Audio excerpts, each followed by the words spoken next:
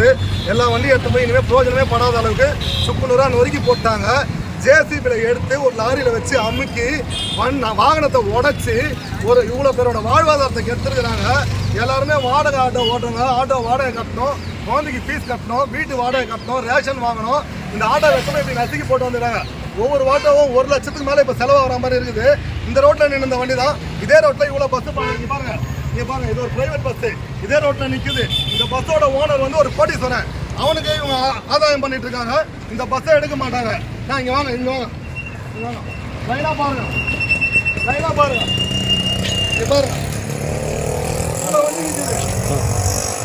வண்டி நிற்குது. இவ்வளோ ரோட்டில் வண்டி நிற்குது தெரியலையா? ஆட்டோ ஓட்டுறோம், அன்னாட காட்சி.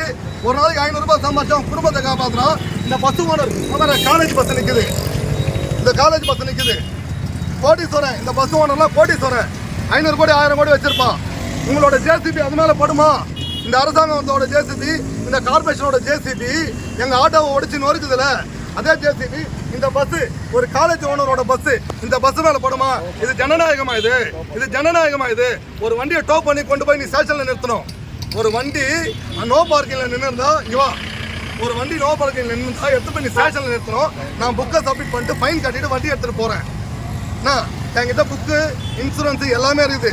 நீ ஜேசிபியில் எடுத்து லாரியில் வச்சு அமைக்கி நசுக்கி தூளாகி இருக்கிறீங்க வண்டியை. காமிச்சது அந்த வீடியோவில் போர் மாதிரி கொட்டி வச்சிருக்காங்க ஆட்டோ. அவ்வளோ ஆட்டோ இல்லை, ஒருத்தர் குடும்பம் சோறு. அது திருட்டு வந்த வண்டி கிடையாது, அதே ரோட்டு எடுத்துகிற வண்டி.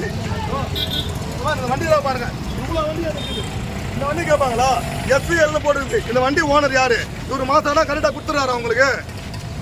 மாமூல் வாங்கிக்கின்னு லஞ்சம் வாங்கிக்கிறேன் கேட்டால் எங்கள் கை கரப்படியாத கரங்கள் எங்கே இருக்குது? ஆதாரம் இருக்குதா? நான் கேட்குறேன். இந்த வண்டியெல்லாம் விட்டுட்டு, இவ்வளோ வண்டியை விட்டுட்டு ரோட்டை நிற்கிற ஆட்டோவெல்லாம் எடுத்து நசுக்கி எடுத்துகிட்டு போகிறீங்களே, உங்களெல்லாம் வெக்கமே கிடையாதா? இதுக்கு பேர்